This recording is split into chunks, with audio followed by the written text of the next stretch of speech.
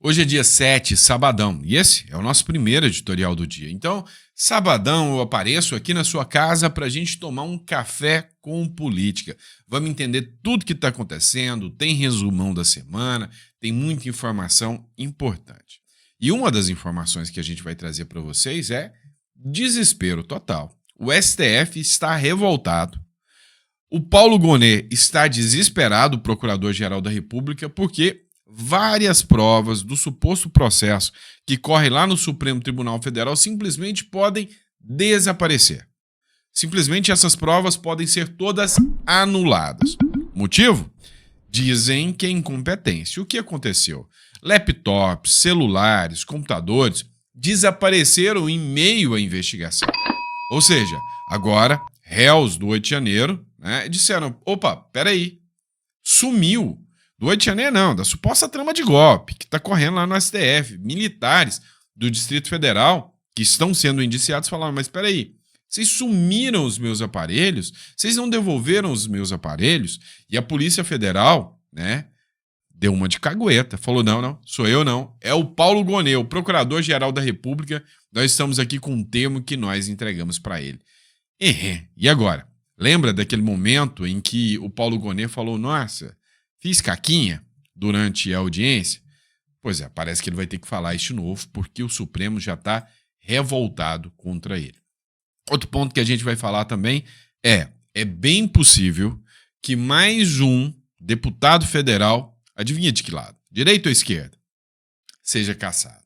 Pois é, o Carlos Jordi, deputado federal do PL, já tem um pedido do Ministério Público Eleitoral para torná-lo inelegível, Pelo menos finge cara de surpresa, pessoal. Assim, a gente sabe que estão fazendo tudo isso, mas finge cara de surpresa. Vamos lá, outro ponto que a gente precisa falar.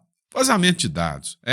Vazou hoje, um trecho ali da Globo News que dizem, eles falam abertamente que há diálogos diretos com ministros do Supremo Tribunal Federal e um ministro do Supremo Tribunal Federal disse que a sorte dos bolsonaristas é que os processos estão na mão do Alexandre de Moraes e o Alexandre de Moraes está sofrendo muita pressão. Que se tivesse na mão desse outro ministro, ia mandar prender todo mundo. Meu amigo, o jogo da República das Bananas está ficando cada vez mais escancarado e aberto. Já perderam até o pudor. Também, o Eduardo Bolsonaro foi notificado para que pudesse prestar esclarecimento junto à Polícia Federal. Parece, que a resposta dele não agradou muito. A Polícia Federal já mandou a resposta do Eduardo Bolsonaro para o Supremo Tribunal Federal. Outro ponto que a gente vai falar é uma reportagem aqui, em que o Sóstenes Cavalcante e o Lindenberg Farias tiveram um embate. Lindenberg, tá? Tiveram um embate aqui com vocês. É Lindbergh, eu falei de pirraça mesmo, tá, gente?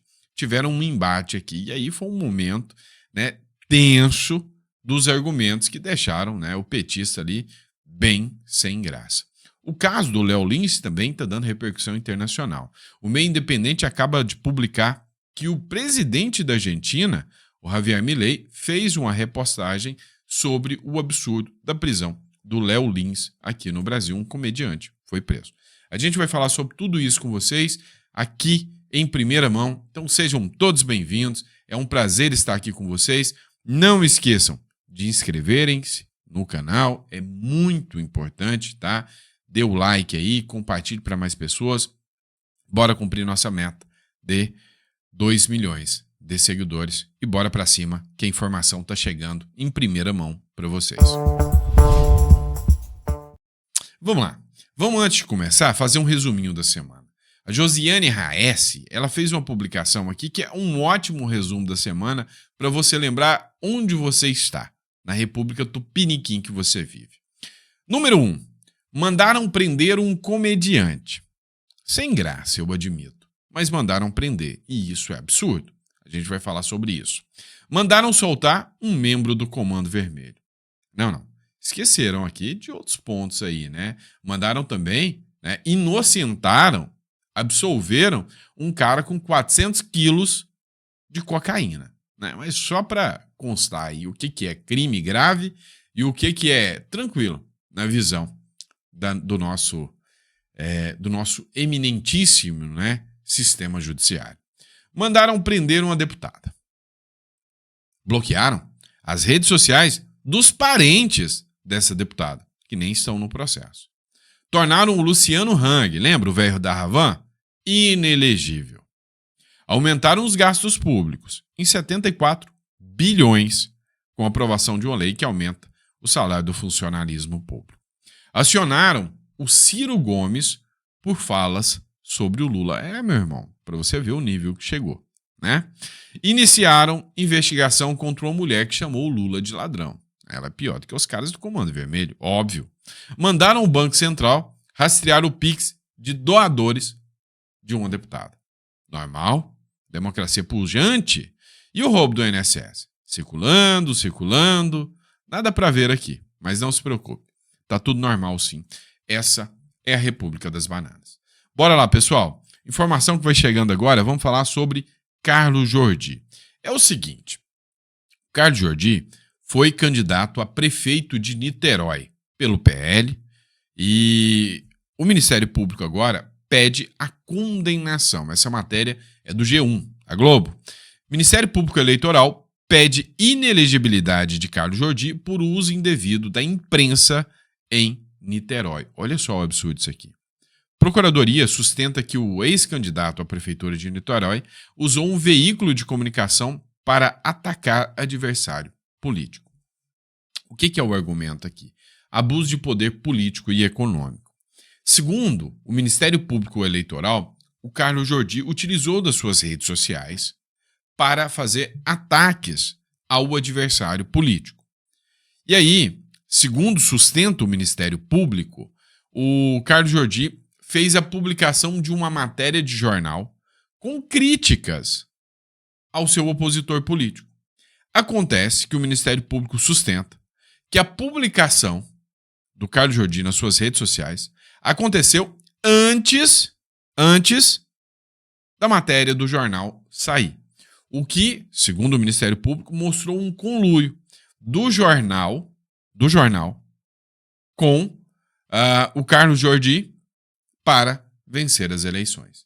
Então, assim, é complicado. O Carlos Jordi falou, olha, o Ministério Público, em primeira instância, reconheceu que nada disso interferiu nas eleições, a matéria foi veiculada da mesma forma e que nunca houve conluio entre o Carlos Jordi e o dono do jornal. Inclusive, o dono do jornal também está na ação para se tornar inelegível também por 8 anos. Aqui é uma mudança de entendimento do Ministério Público que parece que está querendo agora a cabeça do Carlos Jordi, né? Daqui 8 anos, ele fora das eleições. E aí, né, sempre vai levantar aquela questão. Quantas pessoas da esquerda você está vendo responder pelos mesmos problemas? Quantas pessoas da esquerda você está vendo aí, né, responderem pela mesma situação? Abuso de poder político, econômico. Olha a subjetividade disso que tira o poder do povo escolher quem são os candidatos. A impressão que a gente tem, e é só impressão, é de que o sistema já está todo aparelhado e que todos aqueles que fazem críticas ao sistema, todos aqueles que fazem oposição ao sistema, serão simplesmente eliminados. Vamos lá, pessoal, não para por aí não.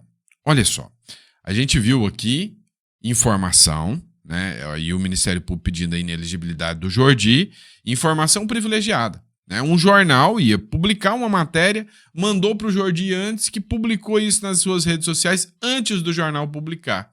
E aí já entra na mira do Ministério Público. Mas olha essa aqui. Olha isso, tá? É o seguinte. A Globo News assume um canal direto com os ministros do Supremo Tribunal Federal. E pode isso? Isso aqui está lícito dentro da República? Essa participação dos ministros do Supremo ativamente na política, em comentários políticos. Tá tudo bem isso aqui? Tá tudo normal? Tá na mais santa paz? Olha isso aqui. Vou colocar esse trecho aqui e aí você me diz se isso aqui tá normal. Posso ler aqui a mensagem que eu troquei com um integrante do Supremo? Eu escrevi. Ai, gente, desculpa. 10h30 da manhã. A Zambelli fugiu, ministro. Você que informou? Aí às 11h25 o ministro responde: pois é, mas se tivesse preventiva, iam dizer que é ditadura.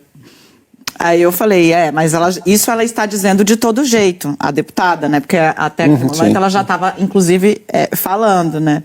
Mas só ela, né, respondeu. Enfim, se eu fosse relator, estava todo mundo preso. Mas Alexandre está muito emparedado pelos isentos da mídia, do mercado e do Congresso. Opa! Você viu que informação importantíssima? Se fosse esse outro ministro, que fosse o relator, estava todo mundo preso. O ministro Alexandre de Moraes está emparedado pelos isentos da mídia. Olha só que interessante. Isentos da mídia. A mídia é isenta. A mídia é imparcial. Está emparedando o ministro Alexandre de Moraes e isso está incomodando os ministros do Supremo Tribunal Federal. Você viu que coisa impressionante? Viu que máximo? A mídia é isenta. O Congresso Nacional. Deu para vocês perceberem aqui que eles estão sentindo a pressão. Eles estão sofrendo a pressão. E o terceiro, o mercado financeiro. Ou seja, você viu o quanto ela trouxe de informação e basta saber fazer a interpretação, os ministros do Supremo estão assumindo que a pressão em cima do Alexandre de Moraes está gigantesca. Outro ponto. Olha só os meios, a forma de que os ministros tratam politicamente tudo isso, né? Eles querem a mídia parcial, tendente, militante. A mídia isenta é um incômodo para os ministros do Supremo Tribunal Federal que precisavam ser um símbolo de isenção. Olha que loucura. Agora, só para encerrar, se isso aqui é jornalismo, meu irmão, tá fácil demais ser jornalista, né? Ainda bem que eu não sou jornalista, só sou um palpiteiro de internet mesmo. Vamos lá, pessoal. Isto aqui tá deixando a galera desesperadinha. Dá uma olhada. Matéria do Metrópolis, celulares e laptop desaparecem em meio a uma investigação da polícia militar, dos policiais militares sobre o 8 de janeiro. 2 policiais militares do Distrito Federal que respondem junto ao STF por suposta omissão durante o 8 de janeiro, informaram à corte que alguns itens pessoais apreendidos não foram restituídos. O tenente Rafael Martins e o coronel Paulo José, ambos da PMDF, tiveram os pertences pessoais devolvidos pela Polícia Federal, mas sentiram falta de celulares e laptops. Será que algum companheiro passou lá para tomar uma cervejinha, meu amigo? Já para tomar uma cervejinha? Então, sumiram esses 2, né? Em ofício encaminhado à PF, o STF pede que o órgão se manifeste acerca da localização dos itens. Todos são aparelhos eletrônicos que foram apreendidos durante a investigação da suposta omissão da cúpula da PMDF diante dos atos antidemocráticos do 8 de janeiro. O ministro Alexandre de Moraes, relator do processo que investiga os PMs, pediu que a PF se manifeste em um prazo de 5 dias sobre a localização dos itens citados pelo réu. O tenente Rafael Martins e o coronel Paulo José, ambos da Polícia Militar do Distrito Federal, tiveram os pertences pessoais devolvidos pela Polícia Federal, mas sentiram faltas de celulares e laptops. São provas, são documentos, são provas que estão dentro desses celulares e laptops. Isso, com toda certeza, leva a uma anulação de investigação. E aí, sabe qual é o impressionante? Sabe qual é o ponto interessante disso aqui? É que a Polícia Federal respondeu. Respondeu e disse, nananina, não, eu faço a investigação, eu faço a análise, depois entrego todas essas provas para o PGR. Então, tô aqui, a prova de que eu entreguei para a PGR. Quem sumiu? A PGR. E aí vem aqui, ICL Notícias, né, de esquerda, esse canal aqui.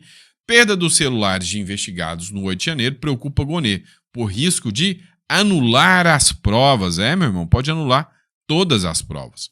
Após a revelação da perda de celulares e um notebook pertencentes a 2 oficiais da PMDF investigados na ação penal 2417, que apura as omissões durante os atos de 8 de janeiro, a Procuradoria-Geral da República passou a fazer uma busca ativa dos equipamentos, segundo fontes com conhecimento direto da apuração. A preocupação da PGR gira em torno da possibilidade da nulidade de provas, o que poderia impactar diretamente a sustentação do processo no Supremo Tribunal Federal. Meu irmão, a batata tá assando. Paulo Gonet vai ser pressionado aqui como se não houvesse amanhã. Afinal, a meta principal da República Federativa do Brasil é prender o Bolsonaro, é mandar o Bozão pra cadeia. Afinal, o Brasil não tem problema. O crime organizado não está tomando conta do país.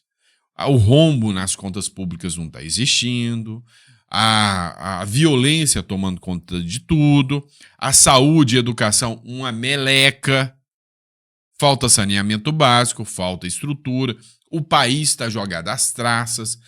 A sensação que se tem é que o país foi abandonado. Parece que a gente vive, né, num filme daquele de Velho Oeste, onde você vai assistir lá o filme de Velho Oeste, de repente você vê uma bola de capim, né, um ferrolho de capim passando assim, ó, igual o Velho Oeste, porque o Brasil está abandonado. Este governo é desastroso. Desastroso. O pior problema do Brasil se chama crime organizado. E eles não estão nem aí, pelo contrário. O Itamaraty, segundo matéria da Folha de São Paulo, está articulando para manter os caras aí livre, leve, soltos, sem serem caracterizados como grupo terrorista. E aí, o problema do Brasil é o golpe. É o golpe, né? Pelo amor de Deus, dá vergonha desse país. Vamos lá. E por falar em vergonha, o Eduardo Bolsonaro, como vocês sabem, né, está sendo investigado pela Polícia Federal. Por quê? Por fazer denúncias de abusos do judiciário aqui no Brasil. Isso é fato. Olha, vocês têm que entender o seguinte. Aqui, até gente de esquerda já está começando a denunciar. Porque realmente, assim, tá gritante. Não tem nem como você questionar que o que está acontecendo no Brasil hoje tá certo. E não tá. A Polícia Federal diz ao Supremo Tribunal Federal que o Eduardo Bolsonaro não respondeu às notificações sobre o inquérito. Num jantar, né, que aconteceu na casa do ministro Alexandre de Moraes, num certo momento eles estavam rindo e brincando e chamando o Eduardo Bolsonaro de bananinha. Agora, o Eduardo Bolsonaro, bananinha, deu uma banana para a Polícia Federal e falou, eu não vou responder nada. Desafiou a Polícia Federal e falou, olha, manda me intimar aqui nos Estados Unidos para ver o que acontece. A Polícia Federal informou ao STF que o deputado federal licenciado Eduardo Bolsonaro não respondeu às tentativas de contato para notificá-lo sobre a abertura de inquérito para investigar possíveis crimes de obstrução de investigação, de organização criminosa e tentativa de abolição violenta do Estado Democrático de Direito. Ou seja, o bananinha deu uma banana para os ministros do Supremo Tribunal Federal e para a Polícia Federal. Pois é. Agora, né, como se diz, né, tá sobre o manto do Homem Laranja, tá sobre a proteção do governo norte-americano, então não está preocupado em prestar esclarecimentos, não, para a Polícia Federal. Vamos lá, pessoal.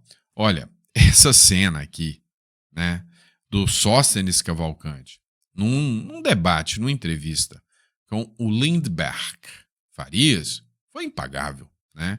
Acompanhe aqui e a gente vai comentar isso aqui. E assim está como foi o Lula, primeira, segunda, terceira instância. A diferença de um para o outro é que Lula foi condenado em todas as instâncias por corrupção. Vasculharam a vida do Bolsonaro de tudo que é jeito. Não acharam corrupção. Aí agora querem colocar para a sociedade um pseudo-golpe que não aconteceu. Ora, quem dá golpe não nomeia comandante de Forças Armadas do outro. Quem quer dar golpe não jamais se comportaria na transição de governo como foi montada uma equipe de transição de governo normalmente. Então essas são as provas cabais. O Bolsonaro no dia 8 sequer estava no Brasil. Nós estamos vendo o maior dos absurdos do Poder Judiciário brasileiro. E deveria sim estar como foi o Lula, primeira, segunda. Pois é, o que a gente tem aqui? Essa história do golpe de Estado, né, ainda tem que melhorar muito para tentar convencer as pessoas. Vamos lembrar de uma fala que foi a seguinte, abre aspas, Bolsonaro não tem nenhuma chance de voltar à presidência da República. Agora vai depender da nossa capacidade de construir a narrativa completa. Fecha aspas, Luiz Inácio Lula da Silva. Bem assim. Então, o que a gente precisa, né, observar, o que a gente precisa ter em mente aqui para a gente poder analisar com muito cuidado. Olha, todos, né, os pontos jurídicos e fatos que são apresentados no processo, as oitivas das testemunhas até agora, servem para mostrar que tudo não passa de uma narrativa. O interesse nunca foi jurídico e o interesse, né, do STF atuando neste caso é amplamente político. Vamos lá, pessoal. A condenação do Léo Lins está dando uma repercussão gigantesca. Olha só essa matéria do Meio Independente. O presidente da Argentina, Javier Milei, compartilha crítica à condenação do humorista Léo Lins. Expandiu para o mundo. Argentinos passaram a repercutir condenação de Léo Lins em 8 anos e 3 meses de prisão. O presidente Javier Milei compartilhou a publicação relacionada na rede social X. O chefe de Estado argentino repostou post irônico ao que consideram que na Argentina que o nível de liberdade de expressão caiu, né? Ou seja, fez uma crítica ali em relação a uma questão do Léo Lins. E aí, né, o Gil Argolo, ele fez um comentário aqui interessante também. Ele escreveu o seguinte: eu estou vendo muita gente surpresa com o caso do Léo Lins, mas devo adverti-los que em 2022 o então deputado Daniel Silveira foi condenado também a 8 anos de prisão, apenas por declarações em vídeos e áudio. E está lá, até hoje, mesmo gozando de imunidade parlamentar por quaisquer palavras, votos e opinião, garantido pelo artigo 53 da Constituição Federal, com o agravante de ter recebido o indulto presidencial de Bolsonaro, tendo este indulto sido invalidado pelo Supremo Tribunal Federal. Sério que vocês estão mesmo espantados? E ultimamente, né, quando a gente observa, né, o caminho que o Brasil está chegando, o caso da Carla Zambelli, né, o caso do Léo Lins, já não assusta mais não. O Zé Disseu, por exemplo, guru da esquerda, foi condenado N vezes por corrupção, recebeu o indulto da Dilma Rousseff e beleza, foi aceito tranquilamente pela corte. Agora, né, foi a primeira vez que um indulto foi invalidado. Será que é porque foi o Bolsonaro? Então, quando a justiça começa a mirar quem e não o que, é porque alguma coisa está errada nessa história. Inclusive, falando sobre a Carla Zambelli, matéria do Povo Online. Marido de Carla Zambelli, Coronel Aguinaldo, está com a esposa foragido no exterior. O secretário de Segurança de Caucaia, Coronel Aguinaldo, está com a esposa, a deputada federal Carla Zambelli, no exterior. A informação foi confirmada ao O Povo, pela assessoria da deputada. Zambelli é considerada foragida pela justiça, porque deixou o país após ser condenada a 10 anos de prisão em caso sobre violação do sistema do Conselho Nacional de Justiça. O nome da parlamentar já consta inclusive na lista de difusão vermelha da Interpol. Ela teve passaportes, bens, vencimentos bloqueados após a decisão do ministro Alexandre de Moraes do Supremo Tribunal Federal, que determinou ainda a prisão da Carla Zambelli. A deputada está licenciada desde o último dia 20 de maio sob a justificativa de realizar necessidade de tratamento de saúde. É absurdo isso aqui. Por que é absurdo? Como que ela pode ser categorizada como foragida se ela tinha o direito de recorrer em liberdade? Inclusive, o STF, né? Assim, vamos dizer que como que eu posso dizer? De forma bem, vamos dizer assim, de coincidência, resolveu julgar agora para condenar e acabar com os recursos dela.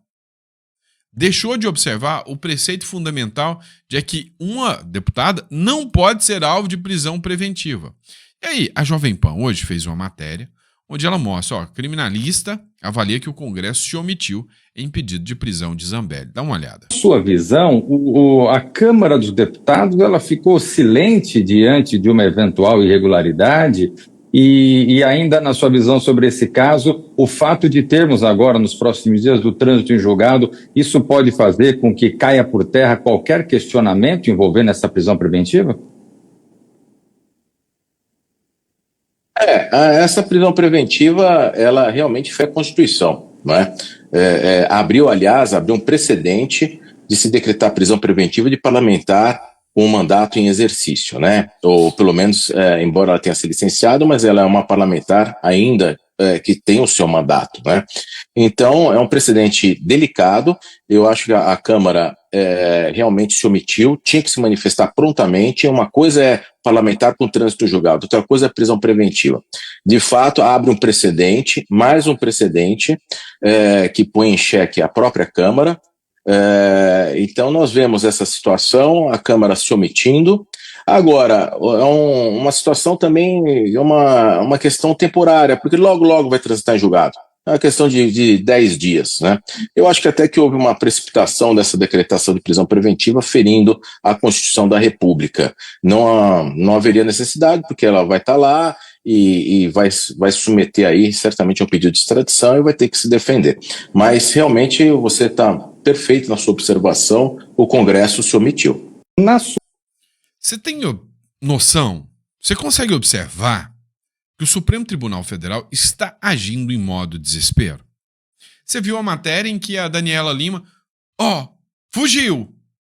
O STF vai lá, atropela a Constituição e decreta a prisão da Carla Zambelli de forma ilegal e inconstitucional. Olha o que esse criminalista acabou de falar. Peraí, era só o STF julgar, esperar o trânsito em julgado, depois do trânsito em julgado, decretar a prisão dela, seguindo a Constituição. Mas não. Deu os argumentos e os fatos perfeitos para mostrar um autoritarismo preocupante, mandando investigar doadores de Pix que não estão no processo. Quem não está no processo não pode ser investigado.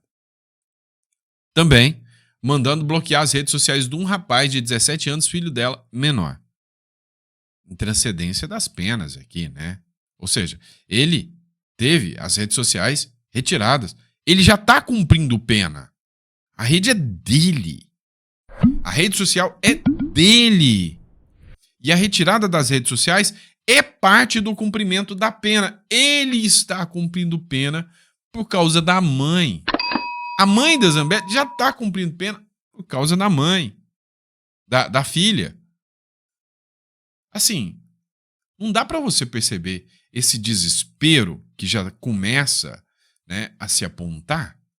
Porque se eles tivessem mais racionais um pouquinho, eles falam, não, mas peraí, eu vou esperar. Vou entrar nessa porque eu não sou besta. Vou esperar. Trânsito em julgado, transitou. Agora eu posso, sem caçar briga com a Câmara. Mas, ou não. Ou pode ser que o intuito seja só humilhar a Câmara dos Deputados mais uma vez, que ultimamente, né, sinceramente, se tem uma coisa que eu não tinha o menor interesse de ser na vida hoje, é deputado federal. A pior coisa de ser no Brasil hoje é um deputado federal com ideias independentes, né? E eu, graças a Deus, tenho as minhas ideias independentes aqui. Se precisar criticar o Bolsonaro, não tô nem aí para Bolsonaro. Se precisar criticar o Lula, não tô nem aí pro Lula. Faço críticas ao Supremo Tribunal Federal. É o que a Constituição me deu de prerrogativa como advogado. Posso fazer análises jurídicas. Então, é isso que eu tô fazendo aqui, tá? É isso que eu tô fazendo. Se precisar elogiar o Supremo Tribunal Federal, se for uma medida boa, por exemplo, se algum dia os caras resolverem partir para cima da criminalidade, vai ser elogiado. Mas a grande questão é que no momento atual tá difícil. Tá difícil elogiar, porque é cada bola fora que, pelo amor de Deus, pelo amor das éguas, né? E é isso, pessoal. Muito obrigado pela confiança, pela credibilidade de vocês. Deus te dê, né, sempre paciência, tranquilidade para escutar essas notícias que a gente vem trazendo, né? Que eu vou te falar, viu? Eu acho que isso está fazendo mal para mim. Né? Ter que acompanhar essas notícias todas, isso faz mal pra gente, cara. Assim, mas você tem que acompanhar. Você tem que acompanhar. Para pensar que o pessoal que vivia lá na Venezuela, lá tá vendo um negócio avançando, de repente, imagina quem não acompanhou nada e de repente foi pego de surpresa sem saber o que tá acontecendo. Você tem que ter uma vigilância dobrada quando a democracia está ameaçada, né? Quando o tempo, o momento é de autoritarismo, a sua vigilância tem que ser dobrada. Então, por mais que faça mal, por mais que eu ganhe peso, né? Assim, é estressante. É estressante. Vocês imaginam? Para que chegue as matérias aqui até vocês, para que eu possa divulgar aqui, sei lá, a gente falou de 12 matérias aqui agora. Para que eu possa trazer essas 12 matérias, eu analisei no mínimo 50 para ver o que eu tenho que trazer para vocês, o que eu posso trazer para vocês. É estressante, pessoal, sinceramente. Agora eu imagino para você também. Coloca no comentário. É estressante para você acompanhar essas informações? Mas você sabe que é necessário. Imagina se você não está acompanhando, se você não está observando quem quer a sua cabeça. Entendeu? Então, enquanto eu puder, eu estarei aqui. Tá bom? Abraço. Volto na hora do almoço para mais um bate-papo.